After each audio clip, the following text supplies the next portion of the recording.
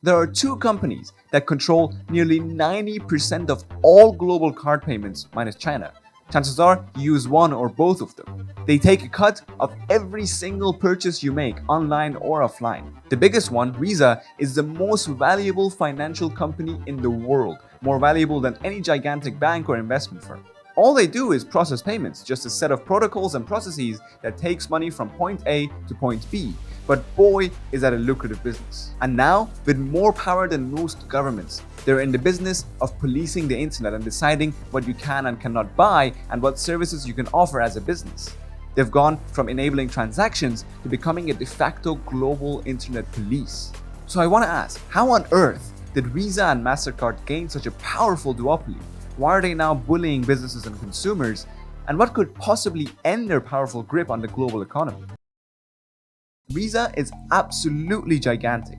There are 3.4 billion Visa cards around the world. That's about one for every two people. And those cards are used to move around 10% of the global GDP every year, about $9 trillion. They take a small cut of every single one of those transactions and it brings them a 65% profit margin. Out of all the 100 most valuable companies in the world, only Saudi Aramco has a higher margin. Visa has a 50% global market share over debit and credit cards. Its archenemy MasterCard moves about $6 trillion a year, and with 1.1 billion MasterCards in circulation, it comes second to Visa with a 27% market share. Their only real competition is UnionPay, which operates only in China, a market these two can't enter, so UnionPay takes the remaining market to itself. But outside of China, these two rule the world. But hold on a second. How on earth can two companies get so big? I mean, even telecom, another important piece of the global infrastructure and one of the most entrenched oligopoly markets on the planet, is controlled by dozens of companies. Well, the answer is that payments, unlike telecom, technically have no geographic boundaries, and it's relatively cheap to set up and scale your technological infrastructure. But if you want to become a payments giant, you face a chicken and egg problem. You see, if you want to get customers, they need to know that if they get your card, they can actually go to a store and use it. So you have to make deals with millions of small and large businesses to accept your card. But those businesses only sign with you and pay your fees if you already have a large enough customer base that makes it worth it for them. And that's how over the years, Visa and MasterCard, two of the oldest players in payments processing, have built themselves a house of cards with aggressive marketing tactics and mass deal-making schemes that leaves competition in the dust. One of them being the juicy cashbacks you earn on your credit card. MasterCard and Visa basically tax every single small and medium business, the backbone of any healthy economy, 1 to 5% of every card transaction you make. And then they take a small chunk of that and reward you with it as a thank you for contributing to their taxation scheme. Now, it's really hard for competition to gain ground in this market, but it's not impossible. MasterCard and Visa might seem invincible, but trust me, they are sensing threat. Today, Visa and MasterCard hold so much power, they can kill businesses with just a few phone calls and a few emails. One of the most famous recent cases is OnlyFans. When the company announced that it will ban pornographic content, everyone thought that they were out of their minds. But no, the executives at OnlyFans weren't out of their minds and they didn't just go crazy and decide to kill the business. It was MasterCard and Visa who told them that processing payments for porn is too bad for their public image. And just like that, these two payment processors can decide who can sell what based on how MasterCard and Visa look processing the payments. And they've done this to thousands of businesses. Payments have been the go-to tool for imposing restrictions in a post-9/11 world, of course.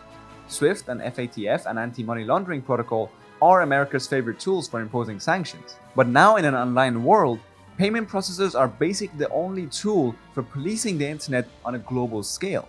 Don't like someone? Just tell payment processors to stop accepting any transactions from that person. Don't like what a business is doing? Just tell payment processors to, stop them from making any money. And you don't even have to be a big government player or massive corporation to convince Visa and MasterCard to do your dirty work. These payment giants even bow their heads to the cancel culture mob or political pressure groups.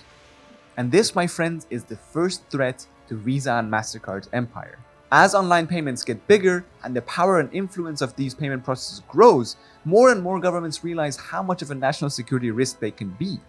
Russia, the EU, even Australia and the UK are all trying to limit the power of MasterCard and Visa either through regulations that weakens their business or by subsidizing competitors and making it easier for those competitors to slowly eat away at the duopoly's market share. And this is only the start of Visa and MasterCard's troubles.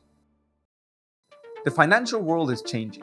By now, you've all heard the promises, even daydreams of the decentralized finance people who hail the end of centralized banking and powerful financial institutions. Now, there are a lot of unknowns in that world, and I'll be making a detailed video about it later on, so make sure to subscribe to catch that. But a more immediate threat to Visa and MasterCard's business is still centralized technology. So far, the vast majority of fintechs like Stripe, Square, or Revolut have basically put all of their eggs in the basket of Visa and MasterCard. But these payment processors change their fees quite regularly when these partners get too big. So at some point, these fintechs might get sick of it all and launch their own payment processing system, completely bypassing Visa and MasterCard. The same could be said about big tech. Amazon has already been warned by MasterCard that its payment processing fees might go up. Now, the folks at the most customer-centric company in the world might prefer to create their own payment processing system than to make their products more expensive. Apple Pay and Google Pay right now are just another way of storing your debit or credit card on your phone. But at some point, these companies might be enticed to launch their own payment system. This has already happened in China. I already made a detailed video about this, but credit cards don't really exist in China anymore. Tencent with WeChat and Ant Financial with Alipay basically kicked UnionPay out of the market, and now they dominate it. Basically, all payments in China, online or offline, are made using QR codes and an app, completely bypassing any credit card processor. Another threat could come from the rest of the payments infrastructure.